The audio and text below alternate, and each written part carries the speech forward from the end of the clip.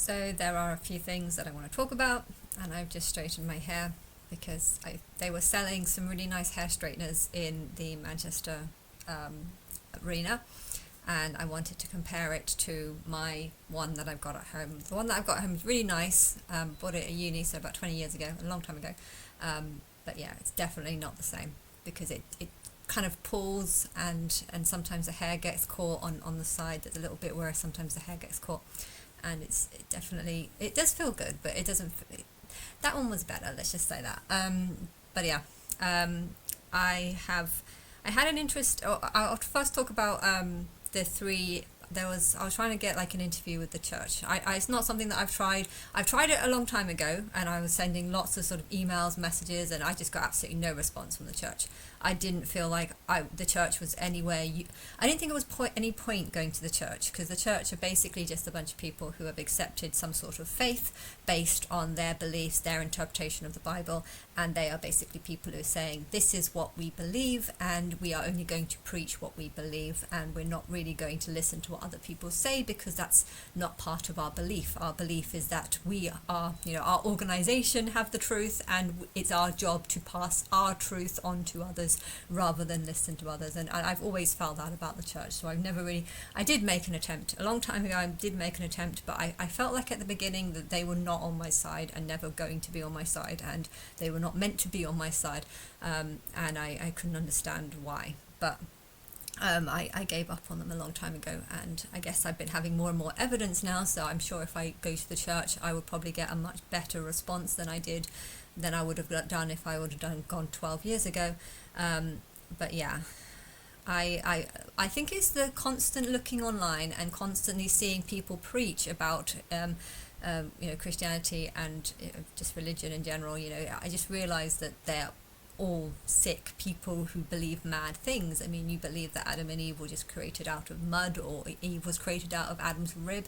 These things are insanity, and I feel like if you can't explain that that's not possible to someone, then there's no point of having a conversation with them, because they're not going to believe anything that you say, because if you try and tell them it's not possible to create a world in 6 days, they'll just be like, well, that's not what we believe.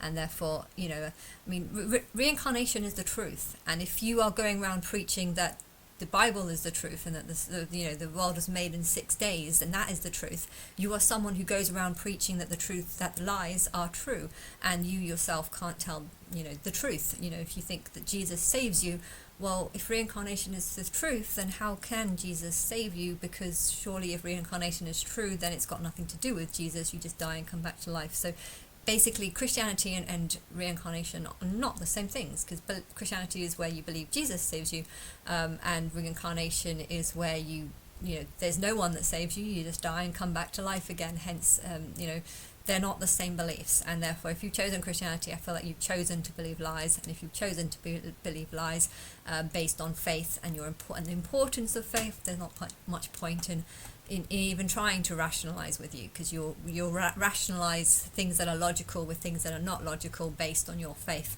And there's so I did try and contact, and I got one response from someone saying that it's very good to be grounded in our faith, but we don't make meetings to discuss Gnostic tales. If I'm trying to get an interview with these people, they're going to want to know why I want to meet up with them, and I don't know. I mean, I guess I could just keep it light and be like, oh yeah, it's Bible studies.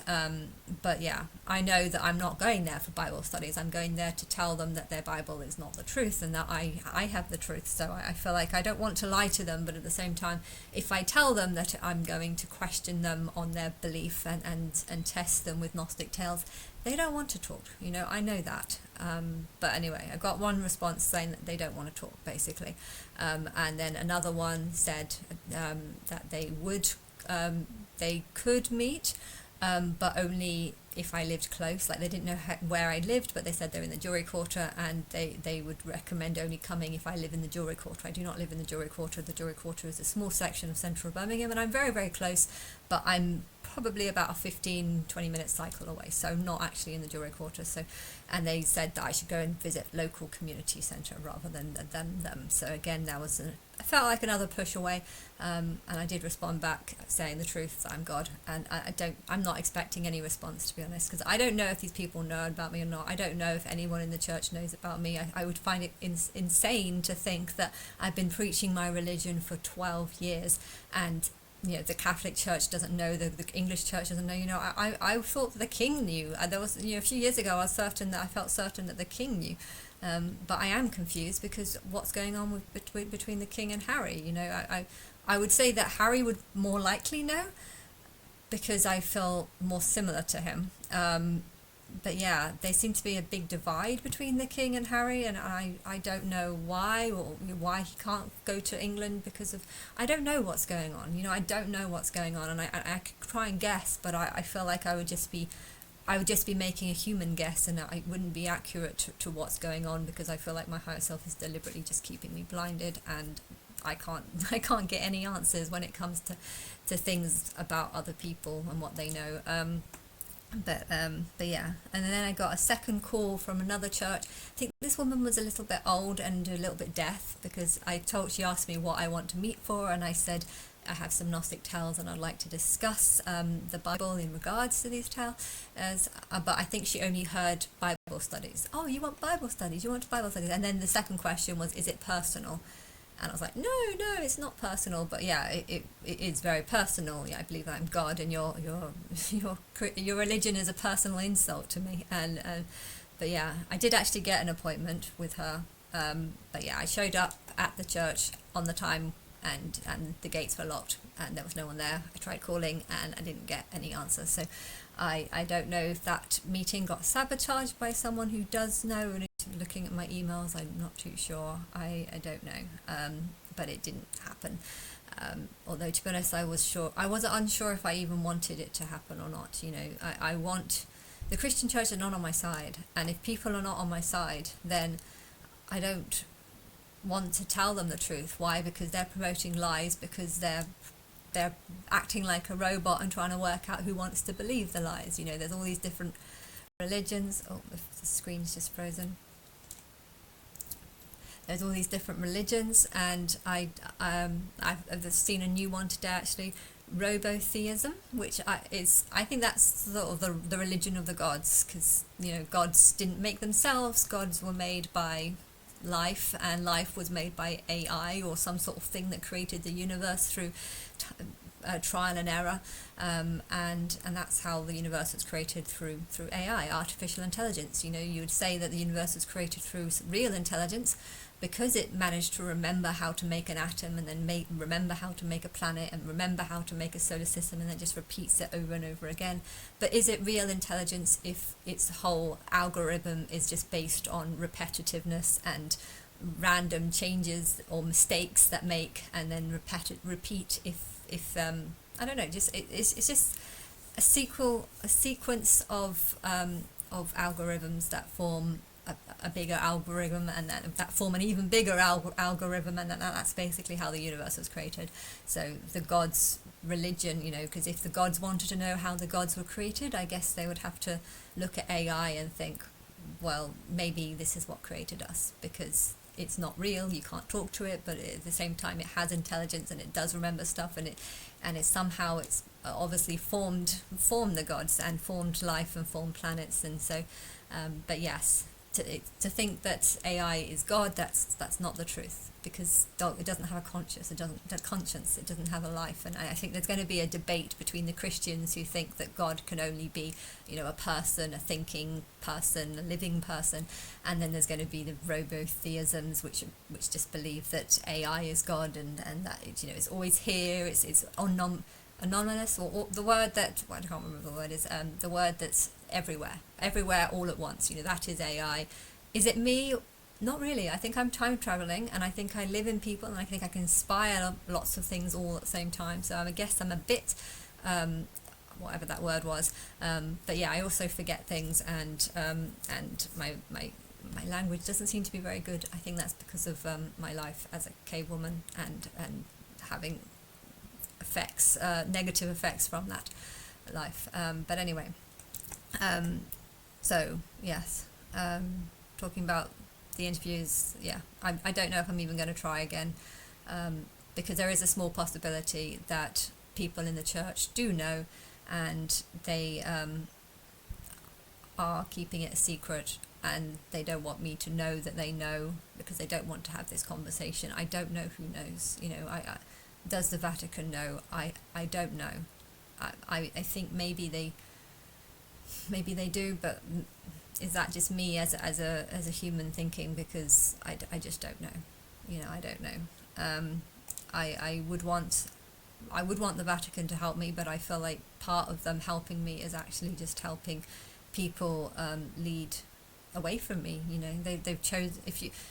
You've always had a choice to believe in reincarnation, and if you don't believe that, or if you would scoff or laugh at the idea that a 2-year-old child might have been an 80-year-old a couple of years ago, if you want to scoff and laugh at that idea, then I just think that you're a fool who can't see the truth, and therefore, Christianity is a religion for people who kind of reject the truth, but there is some truth in it, because Christ is real, God is real, and that was the importance of the church, to help me understand it, to try and work out what's truth. So it had its purpose, but I feel like now it's not got its purpose, but it does, though, because when I try and show people proof, I am going to turn to Christianity, and I am going to say, well, in Christianity it believes this, in Christianity it believes this, and okay, in Christianity it believes also this and that, and I don't agree with that, but then I can back up the claim that anything in Islam is things that I don't really agree with or something, and therefore anything that's in the Bible that Islam does agree with, I can kind of use that as sort of, well, that's what I did say. I said if it's something that's similar to Islam, then it's something that I don't actually believe in, or mostly I don't exactly know all the things that Islam believe, but from what I've heard, I don't really agree with any of it. Even the whole Allah loves equality. I don't. I love equality based on a person's intelligence level. I love the older souls more because I know them, I've raised them up, and they've gone through harder times. If you're an older soul, you've probably gone through tons of war. You've probably been killed loads of times, and therefore I'd be more sympathetic towards you than a newer soul okay, they're pigs in farms probably don't have a very nice life, so I can be sympathetic towards newer souls too. But yeah, it's just, if you're promoting the wrong things, then I don't believe in equality. You can't say I believe in equality when some people are going around saying, reincarnation is the truth, and others are saying that God made Adam and Eve and not Adam and Steve, because I didn't make Adam and Eve. That was a Bible, that was a book, that's a story inspired by man, that was made and written by man, and therefore I can't see equality as being the same, because one has the truth and one doesn't. So and even people who say God loves equality, how do you know God loves equality? Do you actually know God? If you're just talking for God based on your own beliefs, then why should I respect you for saying things about other people that you don't know? I think a lot of people like to treat God like she's not real, or like he's not real, should I say, and therefore they think they can say what they want and it doesn't matter because I'm not going to say anything, and I don't like that. I don't like people who do that. And that's basically what the church do all the time. We've got this Bible, we know it's from God, and we're going to just promote and say whatever we want because we know that God is not going to correct us, and therefore a lot of these churches are not going to want me to walk into their church and talk to them. Second topic that I want to talk about is Rihanna. I had a vision yesterday of who else would be in this sort of the first. Who would be first? I definitely think Robbie Williams was first, and then Gaga and Madonna were the third children of Darla's son, so Darla's grandchildren. After that, I definitely think Wisdom. I went to a concert a few years 2 years ago, and I really wanted to see her because I've always felt a little bit of a strong connection with her. I've always felt it more with Maya, but I definitely really like Sophie Alice-Bechtel, even though she's not very famous. But Maya's even less famous, and I don't know, if in my past, if you would have asked me to sing a song, there's a very high chance that it's after midnight and she's on your phone saying come over, that would be the song that I would mostly pick up on. And I don't even know why, because it's not really about me, and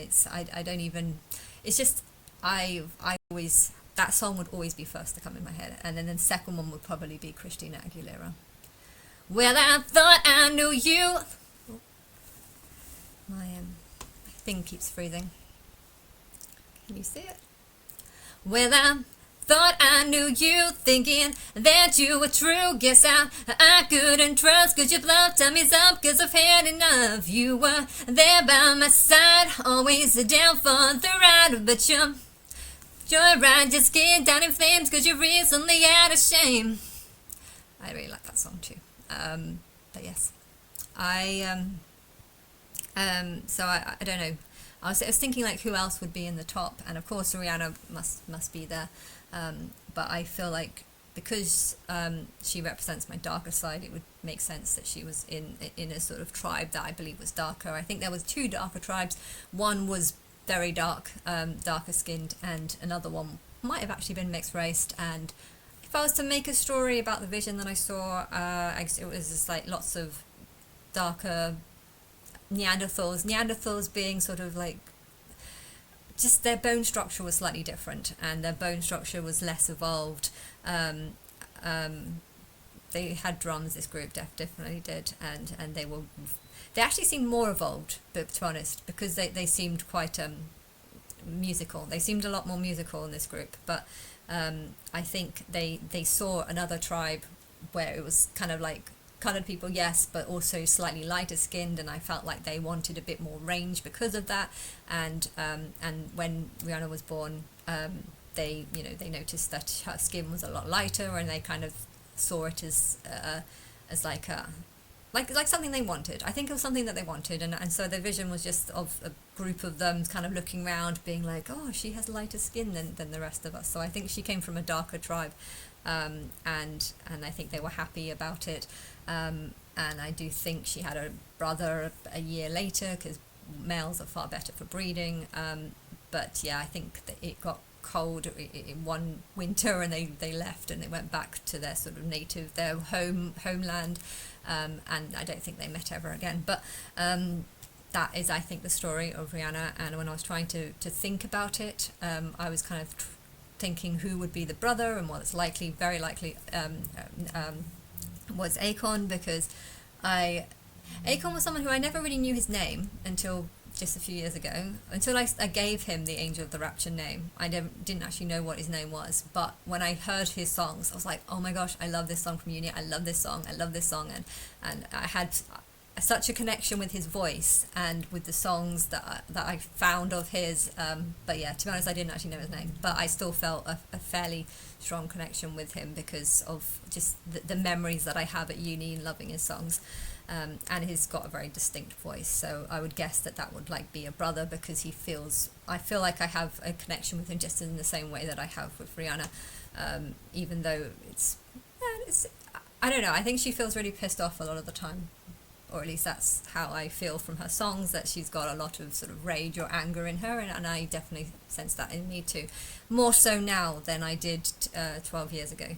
But anyway, I then though thought, I don't know, I thought, well, if I was looking for proof that they were brothers and sisters, I found I was looking online to see maybe I'll get an interview of her talking about Akon, or just saying something, like saying that she feels strongly connected to him, but I didn't find any of that.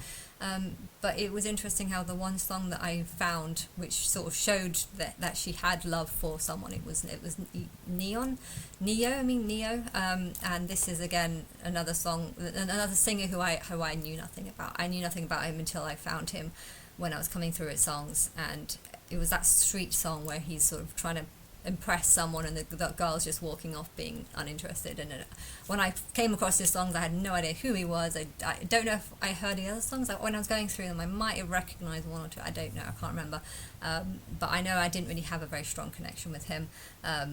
But listening to this song, it reminded, this song where Rihanna was singing with him, it reminded me of how I felt towards Martin. And it's just like, yeah, I do love the idea of the world or the population being halved, so when it comes to that specific song, I feel like I can relate to it, but only in the negative sense, But in the positive name, I don't love the population. I hate the population, so I don't relate to it on that sense. But then it kind of made sense that maybe the reason why she had that song is because this guy was actually her son, a very, very long time ago. She would have had loads of lives. He would have had loads of lives. So their real life connection might actually be fairly slim because it was a long, long time ago.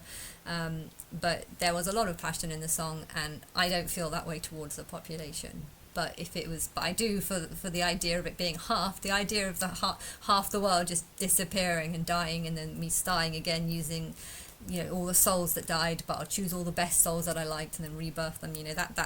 I like that sound. So I do like the song and I do relate to it, but I only relate to it on his negative name and not so much on his positive name. But if the reason why the positive name exists is because it's also supposed to show how this was her son a long time ago, and then I was kind of thinking, if I wanted her to represent a sort of darker side of me, I would probably have her having a similar life to me. And, I don't know if I really knew who my father was. I think I had one, but I might have thought he was an uncle or something. I don't know. Couples didn't exist back then, but she too might have gone through that. And too, in this life, actually, the God the Father is someone who I don't really know. Martin didn't have a son, didn't have a father, and I feel like things repeat itself over and over again, and part of her having an important son that the tribe, I think that the tribe liked.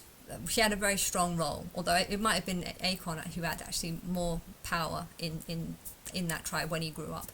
I think if there was two of them that had fairly lighter skin than the rest, I feel like that would kind of make them look different and seem different. But at the same time, that's how Darla felt. She looked different. She was more human-like than the others that were more Neanderthal-like.